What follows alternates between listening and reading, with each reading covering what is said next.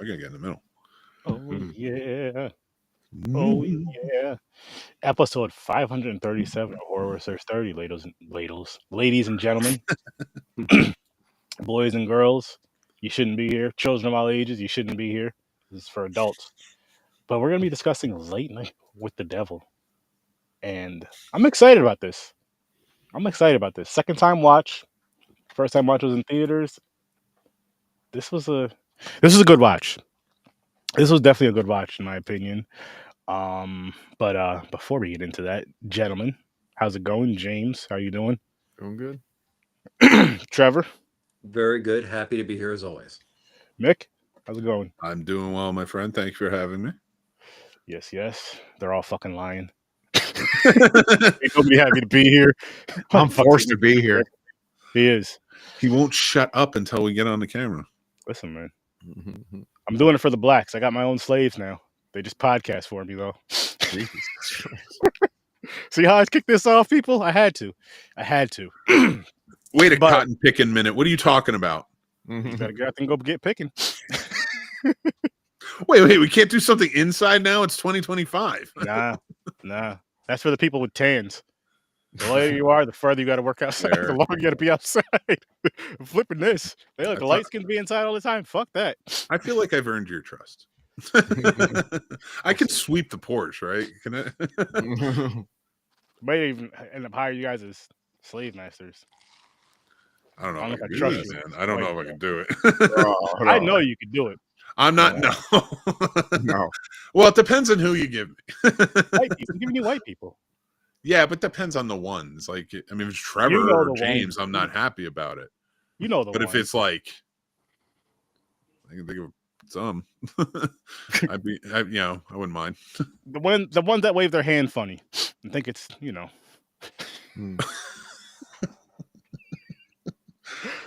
Oh, you're talking about subhumans. whatever you want to call them. That's different. But that's not why we're here tonight, people. We're here to talk about Late Night with the Devil. And I hope you guys got to tune in for Casts for a Cause. We did reach our goal. We actually went over. Awesome. But what a fun fucking night that was. What a wild, crazy, long 10 hours, but a fun time. And I was all over the place. Mick was all over the place. Dan, that crazy son of a bitch, was all over the place. And there is a video that he said I can use. I don't have it right now, but I will be using that a lot in Horror Research 30. Especially when it comes to bad movies or funny movies. It's going to be used for something. It's going to be used for something on here, probably when I'm gaming. That was funny. That man is a maniac. And the crazy thing is, he would have done that earlier in the day. And if he would have been able to do that again, he would have done that again at night. Just because it's him. Like, I don't understand that. Maniac. But the jump slip with the ladder fall was just like, I was happy he didn't get hurt, but I was also happy that didn't go perfect because it wouldn't have been as good. It wouldn't have been as funny. It wouldn't have made as much of an impact. Not for me, at least. Like, if he did it perfect, it's like I could have just watched this on wrestling. Yeah. Thanks, asshole. That was, I guess it was Royal Rumble that night. He pre-cut the board. Little snaps. Love it. Like the face he made when he first popped up, and like when he hit he just looked so surprised and happy at the same time. He just hit the deck so hard. He slipped off of the ladder and landed right on the table. I still can't believe he did that in the winter, climbed up the ladder, and stood on the top. Dude, and wait, I'm cutting clips that I have them up on TikTok now, but they'll be up on YouTube. And I cut the clip where he talks about doing it.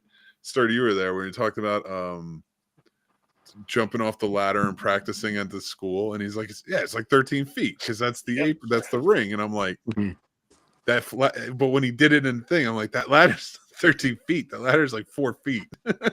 Yeah. Yeah, like, don't bullshit me. I do remember that.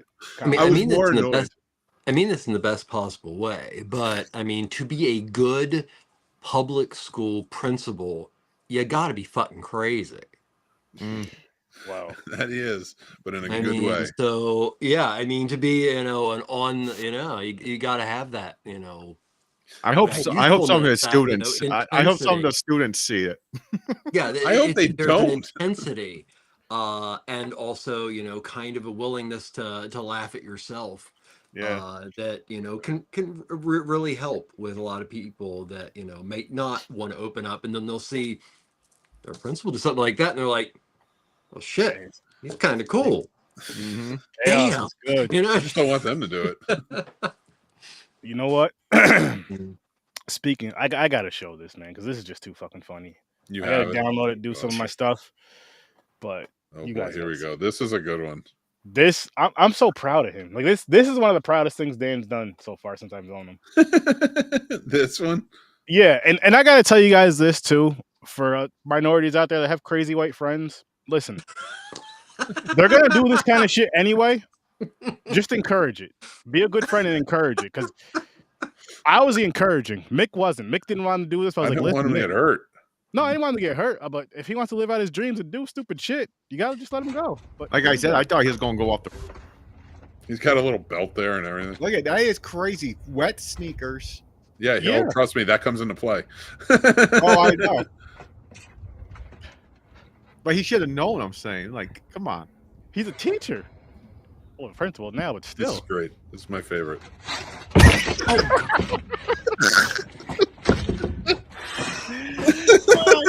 And that's the bottom line. Because the master shake says so. That was amazing.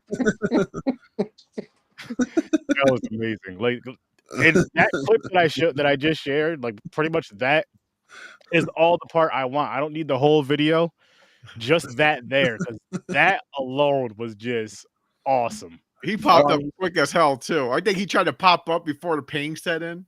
If he got hurt. No, his whole goal is to chug the Stone Cold Steve Austin chug those beers, and he went all in on it. I gotta That was the only reason why he wanted to jump off that ladder, was to just do that. That is so good though. That's funny. Oh, I love it. Big shout out to Smash, aka Shake, aka crazy ass white dude from Michigan. You're a good man, Charlie Brown. That's the kind of principal you do want, because you can tell he's fun and he cares, and he's a man of his word. That's important. Yeah, it's very important. You know what else is important? Talking about Late Night with the Devil. So important. I love it. Such a good movie. Yep. This is only my second time watch too. First time I watched it, like I said, I went to the theaters last year with the wife and watched it, and I always meant to watch it but didn't. But just did not watch it again. I mean, in my defense, last year I did go to the theater, I think about 30 times. So 30, yeah, every more. I think no more than 30. Like 30, maybe 32 tops. I forgot, because we like towards the end of the year we did slow down. I don't think we touched the theater in November or December, but still, I've checked my letterboxd. It was a grand old time. And this one, like, I do wish I would have went back to a couple times, just because it's one of those movies where you have to watch this a few times. I know for a fact the second time going through, like the girl's face changes when she's possessed. I don't remember realizing that from the first one, and I do not remember the end sequence. I'm trying to think of where. Well, I guess when we get there, I'll tell you guys when. But like the end of matter of fact, the part where he's seeing his wife again, talking to his wife. From that part, I don't remember that part there. Or talking to his wife. This is also a second time viewing, and I also did not remember the ending completely. Arguably, maybe the only thing that I can really find wrong with the movie is the ending is overly ambiguous. Ambiguous. Whatever the hell was that came out of my mouth. So this is second or third time I've seen it. The first time, the ending confused me. I was like, what is going on here? What does this ending mean? And I watched it again. Well, I watched it today and it all came back to me, but I watched the end and it's still a little bit confusing. Like, I'm like, what is going on? Was he a cult thing, hypnotized? Did he I just think it's lose his left It mind? definitely played to the idea of the grove among the tall trees, as being, to me, the ending seemed like a very frightening dream someone would have after a traumatic experience, especially a traumatic experience that, somebody points you out and makes you think of the things that maybe you did wrong, or maybe your whatever the grove is, whatever the tall trees is, it did what it did was made him think about what did I do to get where I am that neglected my wife that she died. So I think, the between the fact that, the grove and the tall trees could literally have just been some Masonic kind of thing. There's always been this, aura of the uncanny around the entertainment industry. Yeah, But Trevor, no, we can't talk about that. oh, well, yeah. I mean, of course. And also, it's kind of interesting because there's a lot of this movie that is about the cycle of hysteria. And if you look at, let me think about that one a little bit more. But Well, to kind of piggyback on that and to ask you guys your opinion, in your opinion, is this more his psychosis, or is this real? Is this girl possessed, or is he like living that psychosis? Like I think under... just because the ending was so confusing and how it ended, I think it was psychosis. I think so too, and my reasoning for that is in the story and like kind of how they weave it, and that being that like it focuses on him. It doesn't focus on a massacre. It just says that night. It talks about that night, but it's about him and how he got from here to here. And that's why I was like, I think it is a psychosis. Like everybody else is just seeing him stab this girl. Could it be a mix of both? Well, okay, so there's one of the things I love about this movie. Okay, so there are like a couple things that I dearly love. And one is the concept of how video technology can be used, especially in a horror format, to imply some kind of control, or passing something on, most likely evil. So just, video technology in itself, my education, I've always loved that. Always loved horror movies. And I've always been very fascinated by the concept of mass hysteria, the concept of cults, the concept of people being led to believe something that honestly is so fucking absurd, but just because the ball gets rolling at the right time, it becomes mass hysteria. And this movie hits upon it all. I mean, it's set in 1977, and this is right on the heels of when the Satanic Panic is going to happen.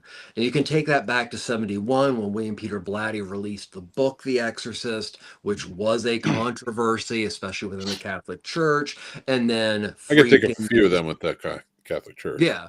I want to get these in before the Catholic Church gets, it was all kind of. And then, of course, The Exorcist with Friedkin, which was also a controversy. All these things kind of started building up. So 1977 is important because in 1976, a woman named Michelle Smith started special psychiatric stuff with this guy named Larry Padzel. And they eventually released a book in 1980 called Michelle Remembers. And this thing became a media darling. And this is like Lily. Lily is a version of Michelle Smith. Michelle Smith was supposed to have spent 14 months of her life with a satanic cult. And to this day, she, still claims that it is. But what ended up happening was that it ended up building literally from it. Okay, so there's the idea of regression therapy, and this film takes that into account. So Lily and her doctor, June Ross Mitchell, kind of juxtaposed with Michelle and Larry, because she is a psychiatrist, but she also is a psychiatrist in the paranormal. Another wonderful thing about this movie for me is how much it does. Okay, so you guys talked about psychosis. For me, that doesn't hold up because that goes against the concept of the found footage film. So everything that's in 133.1, because it's filmed, because televisions are that way, is supposed to be an actual broadcast. So by that law of the found footage, it can't be psychosis. But everything that is outside of that 133.1 picture screen, which in 1977 was every fucking television set, that's where a lot of the interesting stuff happens. Is this really going on? Is it whatever? I stumbled upon, I forgot I watched it. Back in the late 80s, Geraldo Rivera did a 3-hour special on the Satanic Panic. I mean, it's really crazy. And this film, I think, just besides doing this great job of embracing Satanic Panic and how absurd it was, it also did this beautiful job of showing people what television was like in 77, because it was a very different monster. And also, I think it's very important that in 1977, the VHS is released to the public in the United States. And the VHS changed everything. Live television was king. Live television was sweeps week. But based on the, recording and that kind of thing being legal, eventually came to what we have today, which is on demand. So, yeah. I really dig this film. So sorry. No, it's great. Oh, I totally liked it. By the way, the late night show called Night Owls. That's a great name. Oh, yeah. For a late night show. Oh, it's well done. I mean, the movie looks great. If it, I think we were talking about behind the scenes. I mentioned, I was like, this movie could have been nominated for some things, and I would have been perfectly fine with that. Costuming, I love the way it's shot. I don't think it would have been cinematography comparatively to what usually comes out, but it just looked great for a found footage film. It's different for a found footage film. This late night concept is so good, and you can never. It's hard to reshape something like this. It was just so different from what we're normally seeing. I like how the different characters. I liked how they had a skeptic on there, being a dick and trying to prove. Oh yeah, Mr. Haig. Yeah. So okay, I was a child that was raised a lot by media, so I saw a lot of these very bizarre classic shows by Oprah, Dick Cavett, Phil Donahue, Larry King, Sally Jesse Raphael, that were all about Satan, and Satan was coming to take your kids, and there are 2 million. At one point the FBI was looking into 2 million missing children as being satanic sacrifices. It became an industry. It became an industry of fear. So, this is a movie that, the fact that it also is a found footage film that has no inserts from a third party that has come upon this kind of footage, which I think makes this film very unique and different. It is attempting to create a story in which, okay, this is the footage we have. Okay, so 133.1. Here's some footage that some people might have been filming, but we don't know. But there is no, well, I am the host and we are going to have this and, you know, this. So there is, it is very much left up to the interpretation of the viewer, which found footage doesn't necessarily do sometimes. You know, it's a medium that's supposed to seem realistic, but it's so amazingly manipulated. And this was a beautiful way of presenting found footage in literally what was almost verbatim exactly like a late night talk show on Sweep Weeks back in, you know, like the early 80s. I remember shows just like that. So, you know, you had James Randi, who was Mr. Haig. He was on all kind of shows.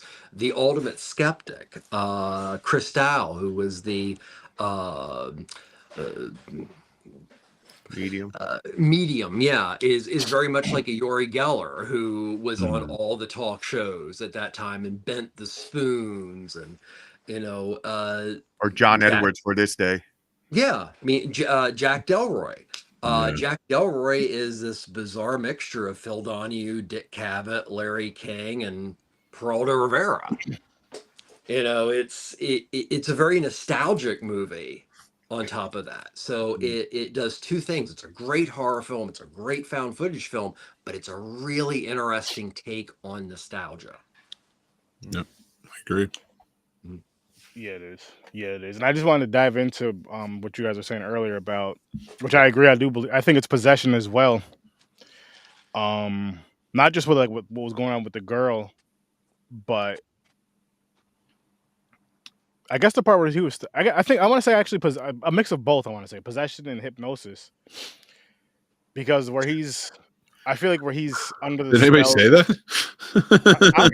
No, I said I joked about him pre-cutting the board. Oh no, that thing was straight as that thing was literally straight as a board until he went through it. My bad, Aaron. Go ahead. Oh, what the hell was I saying? Oh, I think like the part where he's stabbing his wife. I think that's more of like a hypnotized thing than a possession where he's seeing his wife. I think that's more. But then again, like an illusion. I think that's the guilt that's running through his head. That he's seeing. Think it's all guilt, and that goes back to yet again a lot of the elements of Satanic Panic and how Satanic Panic was, you know, because Larry and Michelle, they ended up getting $240,000 for a book deal, which back then was freaking amazing. And, you know, it influenced in, you know, a whole generation of psychiatrists that started dabbling in this regression concept, but finding themselves either pulling things out or being pulled in by somebody's ability to be creative or move things in a certain way. I mean, the thing about the Satanic Panic that is frightening and is cyclical because of now is there were people put in jail. There were, you know, educators that were stripped of their license and put in jail. I mean, just people's lives were destroyed right and left because, so people were getting certificates from Michelle and Larry because they would go and do talking engagements. And then once you got that, you could then do your own talking engagements. And this was a big enough pile of malarkey that police departments started having people come in and do presentations on what they should look for when it comes to satanic cults.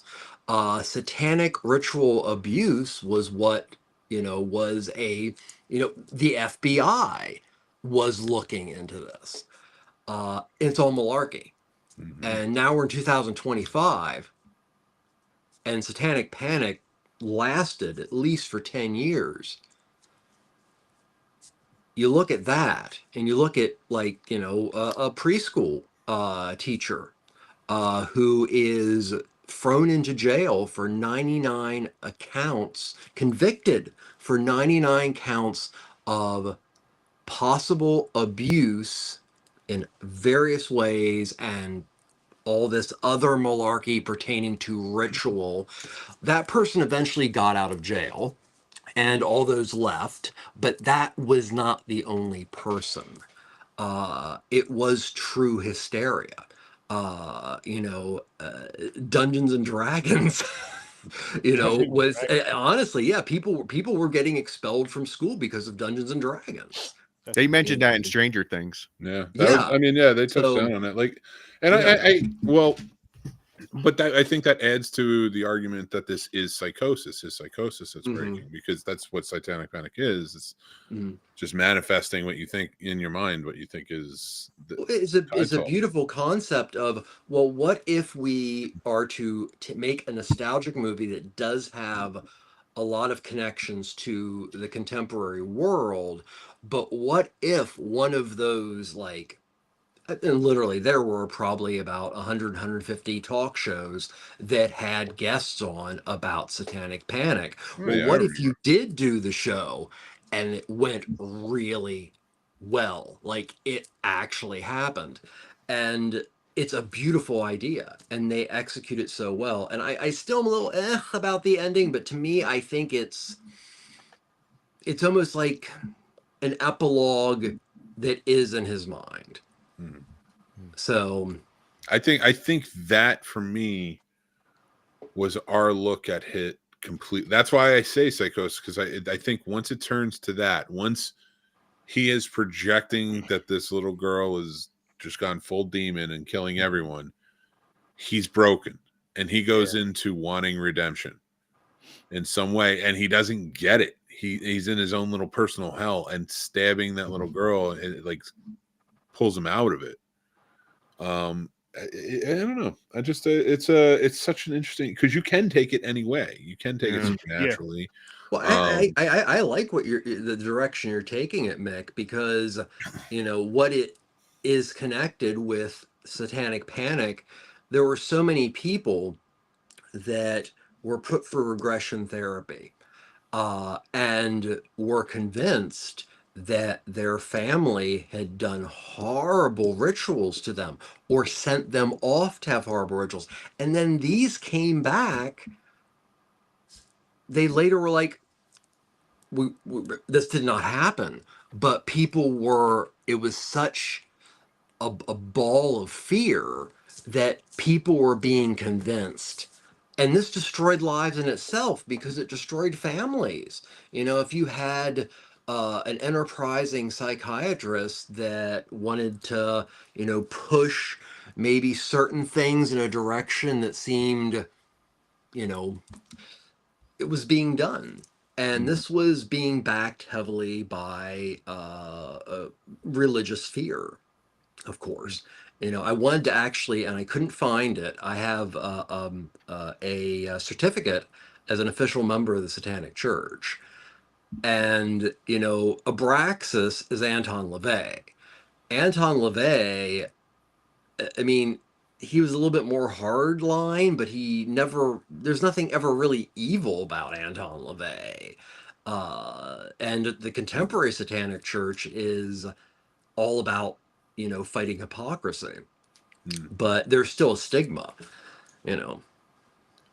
They call it the Church of Satanic, like I call it the Scene Snobs. It's supposed to be ironic. Yep. I do have a question for you guys.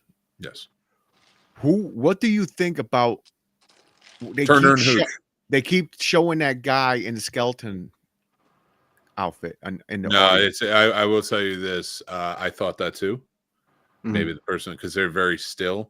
There is a shot where you see them going like this, clapping. Oh, like so he was a real member of the audience. And as soon as I saw that, I was like, okay, they have nothing to do with it. They just zeroed in on a cool costume. I was thinking that same thing. I'm like, they zeroed in on this quite a few times. Like ever since he pointed the person out. Yeah. And once I saw them clapping and it was like regular hands, I was like, yeah, okay. All right. Because there's also a scene where like shit was going down and the thing was standing behind him. Like that dude in the skeleton costume was standing there just staring. And I'm like, who the hell is it? What's he supposed to represent? I'm like, what the hell's going on? It's definitely something I got to dive into and watch 1 or 2 more times. You didn't change the movie. I really like this movie. What are you talking about? I gave you One Cut of the Dead. Remember? I don't remember. Oh, you know what it was? You sent me the Japanese cover. I couldn't. I forgot to ask you what it said. Okay. Sure. But if it lands on that, we'll be doing One Cut of the Dead. If it lands on the Hell House one. Okay. So, in my defense, Bree, how's it going? So we're on TikTok live, but I have to like look at the comments on my phone. The Grace. Oh, I wanted to see this. Did I see Mm. this? Wait a minute. Did I watch this? I don't know, but you picked I it. don't know if I watched it or it's I want to watch this. I haven't CJ, seen yeah, it, so I'm excited. Same. Never seen this. I never but I'm seen it, excited but for it. no, I don't think I have seen it. I want to see it though. I've seen the cover of it before, and I read the like what it's about, and I was like, oh, I gotta check this out. Nice. So I cool. did not see that one. I would like to just point out something. I paid $10.26 for eggs the other day. So That's wild. Yeah, egg prices are insane. Yes, they are. And it might so awareness. I forgot where it took place. I'd seen today a news article. Someone robbed an egg farm. In Oh, Greencastle, Pennsylvania. 10,000 eggs or something like that. It's literally 20 minutes from where I'm sitting here right now. Jesus. Whoa. Yeah. Oh my God. That was Trevor. Trevor has the eggs. Got to make money somehow. That is how you go rob 10,000 eggs. That's crazy. Yeah. And don't even get me started. Oh, Yeah. Very fair. Kendrick Lamar got 5 Grammys. He's about to tear up the stage. Some good stuff. Oh, wait, we didn't give our rating. Lamar's awesome. No, we are. Oh, okay, Drake's running around here with a hoodie with fake bullet holes and smoke coming out. He has a fog machine in his back. That's fucking ridiculous. Fuck you, Drake. All right, I'm ready for our ratings. I just had to get. I had to get that out there. I had to share that because, listen, man, not like us, Drake. But diving into our ratings, gentlemen. James, you want to kick it off? What do you got for us? Really like this movie a lot. I would give it a 9 if the ending was a little bit better, but I'm going to give this an 8. Okay. How about you, Uncle T? 8.5. 8.5. Mick? 9. 9. And I'm at an 8.5 as well. And honestly, the ending for me, it's the same. It wasn't terrible, but I just wish they could have, like what you were saying earlier before we went live, I believe, Mick, just kind of cleaned it up and shortened it some. Just got to the point. Yeah, I do wish that they got more to the point.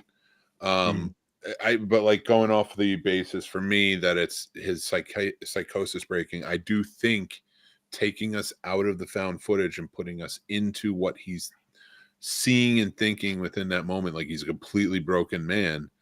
And when he stabs and you find out the reality is he stabbed the little girl, like that for me, you needed that part. Like it was almost like I'd almost equate it in a way to Avildsen's use of the camera in Rocky, where you start in the ring and then it's intense and then they pull you out, you get a breather, and then you see you're in the crowd, you're even farther, then it gets more intense, you're with you're at the ropes, then you're in again, and like in that type of it felt like that as it went on, which was very non-TV, which you didn't get that from those talk shows. It was all like three studio cameras, maybe 4 studio cameras around, all kind of fixed, but you were cutting in and out of like that found footage, which one thing that bugged me about that is I do wish that they gave more of a reason why it was being shot. And honestly, to me, the best fix for that would have been like the skeptic had found footage running around just to try and catch things. And that's the footage they had of that stuff. So like you're mixing in a reality there. So when the psychosis completely breaks and we're out of it, we're not even in the found footage anymore, and it immediately snaps back in, we're snapped back just like he is. Like that reveal is almost perfect because him holding the knife and the little girl there, and him just horrified and everything's in chaos and mayhem. It's a really powerful ending, to be snapped back into that. That's why I do appreciate where it went. And I often argue with a few people about that, but I do wish it was condensed down. That's the only thing. I think it went a little long. I agree with you on that. I think it would have been more of an impactful ending if it was condensed down as well. Even if like the very last part of the ending where it reveals him, all that other stuff, but just cut that shit down, and I feel like it's gonna hit a lot harder. Yeah, but still a really good fucking movie. And if you have not seen this, go check it out because it's one of those ones. Again, like I said before, I definitely want to watch it again. Yeah, within there, and I feel like it's one you should watch. There's those movies you got to watch a few times to really get everything. But I feel like this is one you should watch. Don't wait like a year to watch it again. Maybe a couple months, if anything. Maybe a month or two, if anything. But don't wait too long. You know what I mean? Can I? Because I would love to do a comparison. Have you guys watched or reviewed WNUF Halloween Special? No. Okay, I want to switch from One Cut of the Dead, which I do want to get to at some point because I think that's a beautiful story that you'll love. Beautiful horror story that you'll love. I'm going to switch because we watched this. I want you to watch WNUF. I'll send you the poster, Halloween Special. It's a found footage. Do you remember what was it, Ghost Watch back in the 90s? Yep. It's like that, but it takes place in the 80s, and it's almost like a WPIX Halloween night. We're visiting a haunted house type of situation. Yep. It's so well done that I would like to watch it with the three of you and like see the comparisons that you would see with this one. I'm down. All right. I have to agree with you, Sturdy, in the fact that a lot of people is, for me, if I were given the ability to re-edit the film how I think would have been wonderful, would have been literally starting it out as you see the cue card, and everything that you see is just what happens and what the viewer sees. And I think that in itself would have been really interesting. I understand the necessity to portray a story around it, but it would have been interesting to see if they would release a cut that is just supposed to be blank and insert a couple commercials that are made that would be referential to that time period. I think that would be really interesting. That would be a really interesting take, honestly. Especially because if you're getting it totally allows you as the viewer, like, okay, number one rule of found footage film, footage, video, whatever, most likely real, although we know it can be, fucked with and everything. To like watch that and it go from the night owls literally to we are having technical difficulties. That would be fascinating after watching the film. Because that way it would fully give you an experience of what the viewers were watching somehow. Can I say this too about this movie? No. It makes me want for Sturdo Vision to have like the music that was playing in this. I want something to a similarity to that, like more horror. You mean like the Thurman music? I love the Theremin. I would say Theremin, isn't it? Or with Theremin or Theremin? I don't know. That was cool, and then just like when they had the little, the little "We'll be right back," that little music that was playing there. Yeah, that shit. This movie got in trouble for those little cards because they were AI made. I didn't care. I was like, I don't care. I was like, they looked cool. I get it.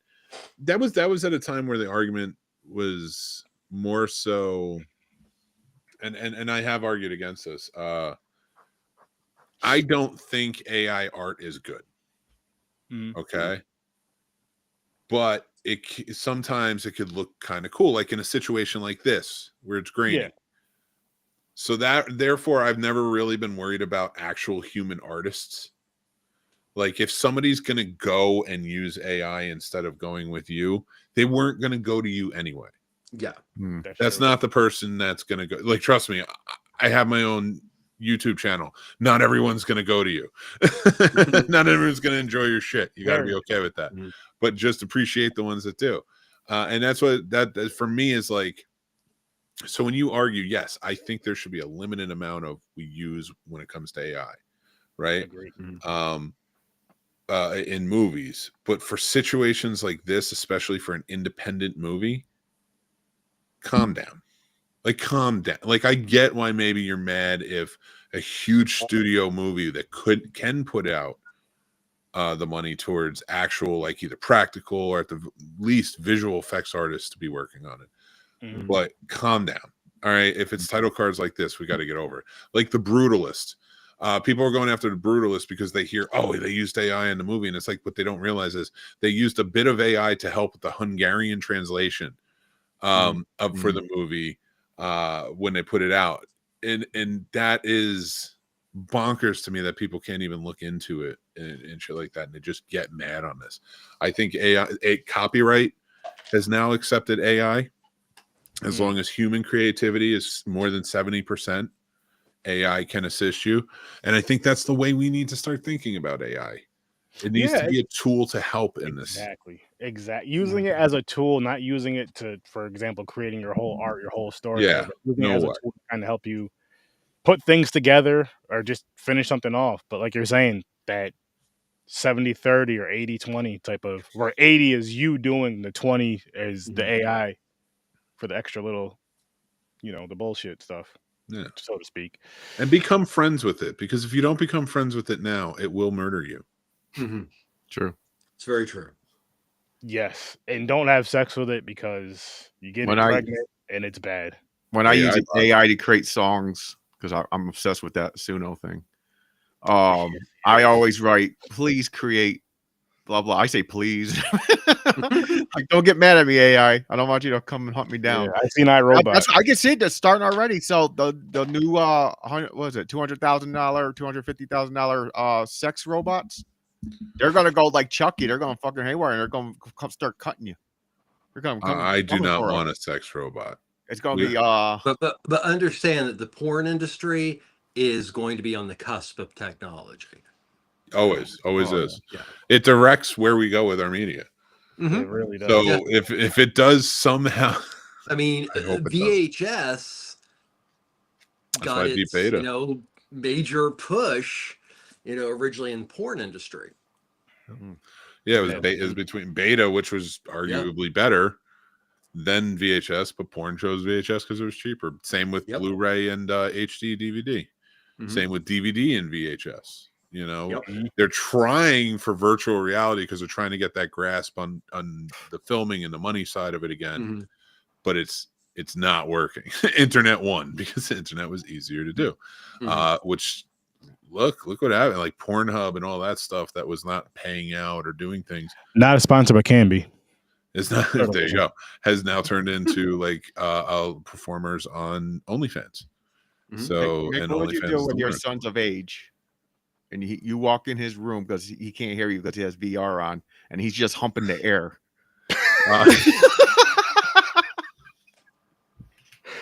I mean, I'm gonna knock. He's of age. I love that you said that, because I told my wife that one day. I was like, listen, the boys are teenagers now. You can't just barge. Yes, I can. I'm like, listen. No, the boys are teenagers now. You can't just barge into them. They might be doing something in there, but saying they are that you don't want to see. She's like, I wouldn't. I was like, exactly. Knock. Kelly Ripa's husband just said that. I read that on a headline. I didn't even read the article because I don't give a shit. It was like that in the byline. It's like, okay, I can't remark something. And just ignore. Don't even ask questions about. No, they got into an argument because they're married and they have kids, and he's like, he thinks that you should be allowed to walk into your children's rooms whenever you want.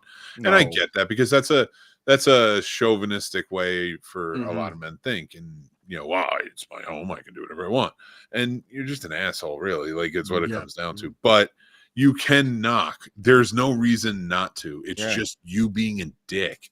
or weird. You kick the door down when they don't Their answer it. room. Yeah. Like they're kids. Fuck Yeah. them. It's not hard to show them a little goddamn respect. And I'm not saying you shouldn't get respect in return. Oh, that will happen. But if you respect a kid, like, Jesus, it just there's a lot of boggles my mind. situations you don't walk in on them. For one, they could have just got out of the shower, naked, getting dressed, and you're just walking in. Let's put it this way: it's man babies whose dads were tough on them, and now they have daddy issues, and they're going to put daddy issues on them because it's not fair to change it, and it's changing. I will say this: fathers, as we go down the line, are becoming more and more hands-on, and it started with millennials and worked way down. But the man babies from all the way back, and I just don't, whatever. Like, my dad was like this with me, and my kids need to grow up the same way. It's like, they don't. You're an idiot. But and then of course you have the cycle of people who say they don't want to, and then they end up going into the same cycle again as they learned when they were children. If they realize, like, hey, it's a lot more fun engaging with your kid rather than saying shut up, go away. Your life might be a little bit better. Your life, be a little easier, a little more calm, all that good shit. When you start treating your children as humans and equal human beings, they start to respect you more. Humans whose brains you can, like, watch discover new things, which is amazing. Oh, it is amazing. Casey used to say that about his daughter. He's like, and I saw it once I became a parent, where it was like, watching them learn new things all throughout their life is a privilege, and it's amazing, and you should harness that and be a part of it, not shut it down. Oh yeah. It is. There's nothing quite like the feeling of seeing one of your children get exceedingly excited about something that they're into or something that they're doing. And every once in a while, there's this wonderful crossover that by their interest and their fixations, there are connections. And either way, it's so important to encourage those things because you want them to achieve, you want them to be happy. And as a parent, I can't imagine any more joy than seeing my children learn and grow in the things that they love in life. One of the greatest things I remember hearing was how the male lions will encourage the cubs. Like, he will play hurt whenever they're biting at him or messing with him or pawing at him to encourage them throughout. And I forget where I heard this, or I watched a video on it or something.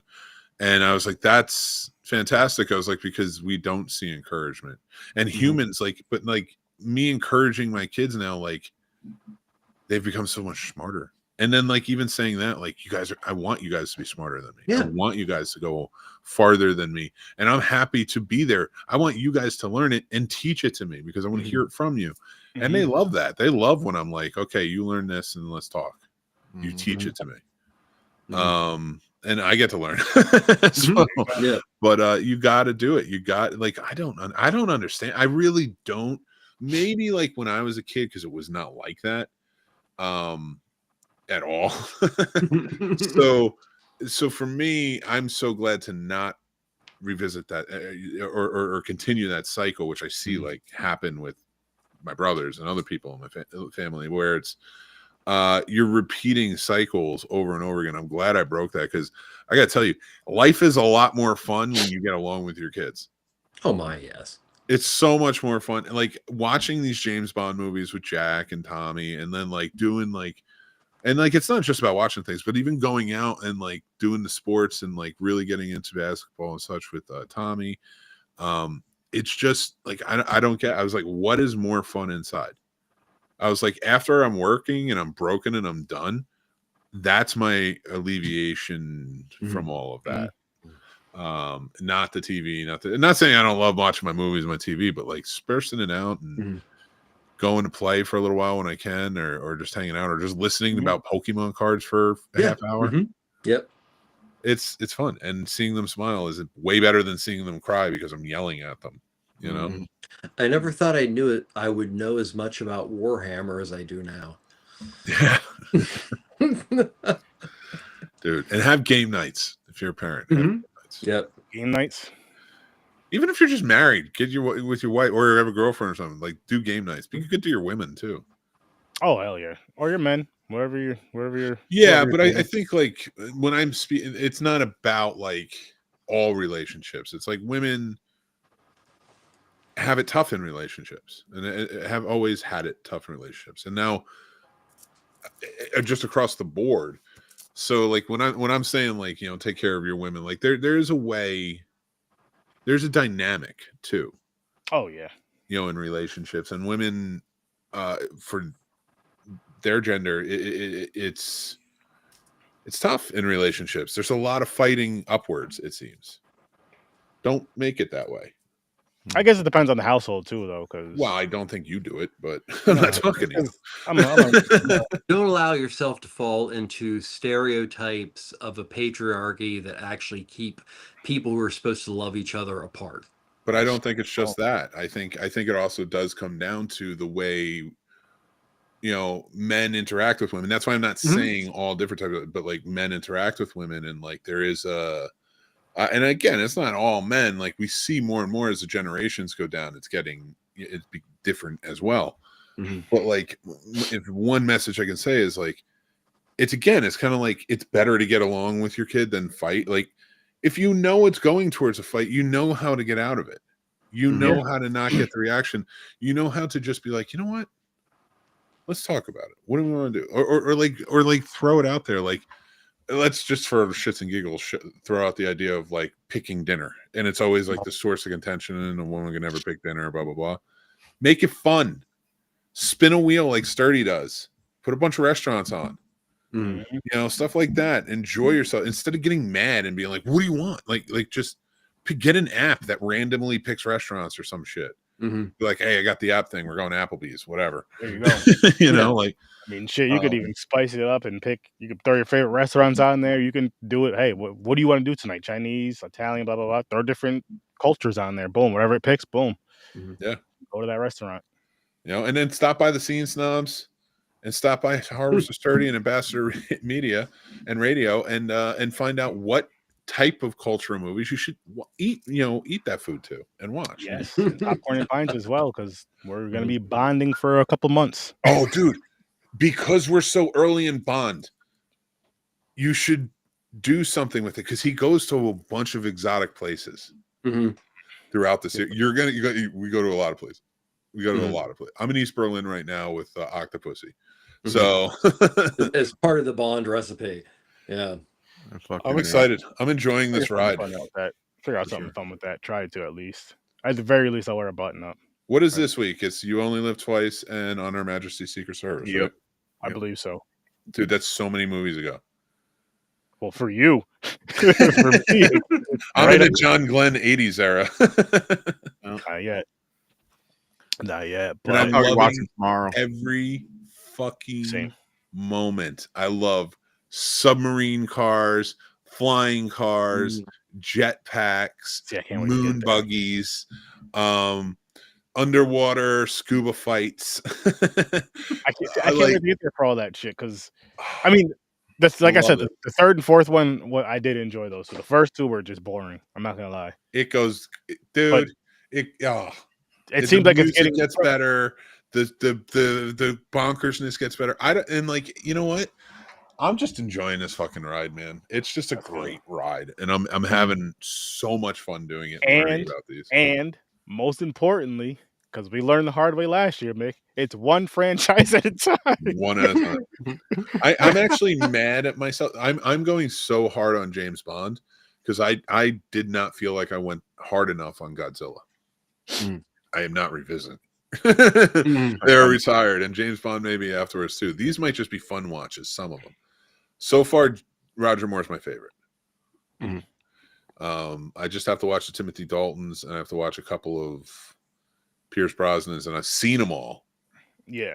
But I'm going to rewatch still everything. And then, just to shoot you some bail real quick, Mick, I mean, I know you're saying you didn't give as deep of a dive as you would like to on Godzilla last year, but we were doing Godzilla, Star Wars, and Star Trek.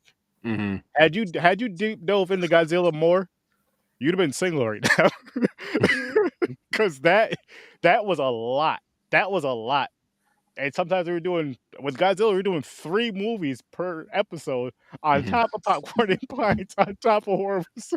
Oh my Yeah. god, dude! I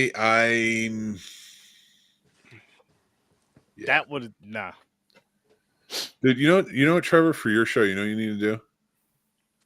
You need to pick out episodes like you need to watch High Fidelity and do that. You need to like have a show where you pick out like, okay, we're going to talk about my top 7 albums in doo-wop you should own. You could do an hour on that easy. Good. And you would tell stories too. You'd be like, this happened with this album, blah blah blah. I remember. Yeah, it's like, God, and you got such a good voice for that too. The unique thing about this, I'll say this before we wrap up. The unique thing about that too is like Trevor's gonna pull out some shit that's awesome that you've never even heard of, and you're just like, what the? So now you're introducing people into newer music, which is if the artists are still around, you're helping those artists out. But either way, you're introducing people in their newer music to them or newer movies to them. And they're just like, how the hell? Where did he find this? I'm like, that's why he's a professor. That's where he found it. I would listen to you do Paper like fixation. a 5-part series on all the James Bond music. Ooh. And just like deep dive into that. I wish you would come on some of these shows. And even if you're just talking about the music of it, like that would be an interesting like thing to go into. Because I'll tell you, actually, I didn't realize how big James Bond's music got and how many like, because I'm like, oh, I mean, that's awesome that Paul McCartney and Wings did one. And then I'm like, but that's probably the biggest one. And then like, nope. Like, because Nancy Sinatra did, You Only Live Twice, and there's a few, but like, seriously though, like, fucking Duran Duran does View to Kill. Sheena Easton. Sheena Easton. I think Sheena Easton even won a major Grammy that year for that. Yeah, I mean, there's some huge songs. You could go over. Charlotte Bassey, Goldfinger is always going to be my favorite. Yeah, no, yeah, for sure. Well, I think you should do it. I think it'll be fun. Oh hell yeah, I'll definitely tune in for something watch that, listen to that, whatever it is. But it would be kind of fun to revisit some movie. I'm sure this is out there. If you decided you were going to look at a film, but look at the film solely based on how the soundtrack affects the film. Like, say if you want The Last Dragon. Dragon or Reservoir Dogs or Mean Streets. I think that would be a fun thing. Yeah, I agree. It's kind of talk about what music was used, why it was used, why is it important in the plot, why is it important on a social level to be used in the film. That would be fun. That would be awesome. Like you add have that to my talking list. to do. So, That would be awesome. And as a matter of fact, I'm not doing a Third Vision this weekend. I'm just going to chill and do some watch parties. But next Friday, I want to bring it back. And we were going to be doing The Last Dragon. So I would like to revisit that again. I love The Last Dragon. I watched it recently. Since the pod? Yeah. Nice. No. I was just looking I at don't the know if I could get my friend. He works. He works insane hours, but my friend Mike is one of the most eloquent people I've ever talked to as it pertains to any element of blaxploitation. Nice. And Last Dragon does kind of veer in that area. It's a ladder, but no, I wish he would be available. I don't think he is, but he also knows his stuff and he really gets excited about it. He used to be a boxer too, so. I love hearing that. I love hearing when people get excited about that kind of stuff with just movies in general, because I love movies so much. So it's cool when. It's gonna be next Friday. I'm gonna do a watch party at 10, and then we're gonna review it at midnight. Interesting. All in sick. Just if you have to work that night, just call your job and tell them you're growing some hair. You don't know what's going on. You're scared to leave your house. The Last Dragon, Marky Post plays the singer, the new singer, hot singer that comes in towards the end of that, who also played Christine, the defense attorney on Night Court.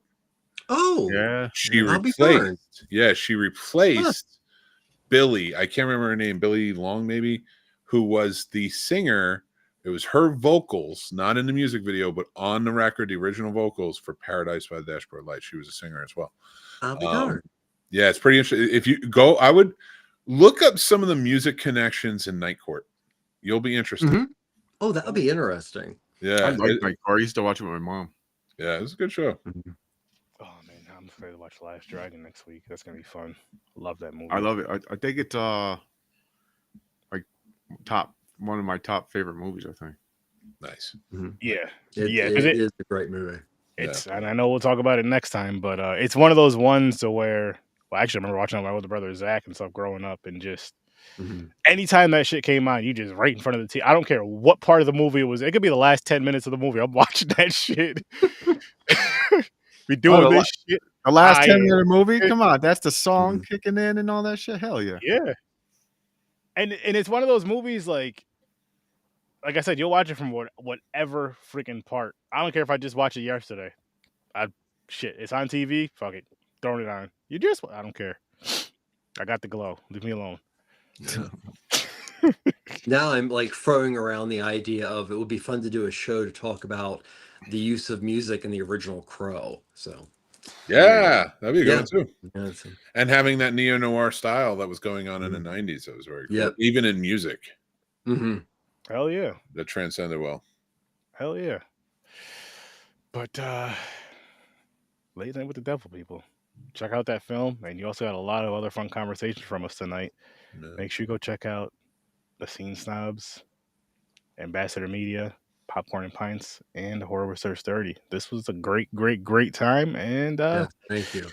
We will be back next Thursday talking about this shit right here. Damn, minute already. The Gracefield incident. With that said, folks, I'll see you in your nightmares. Peace.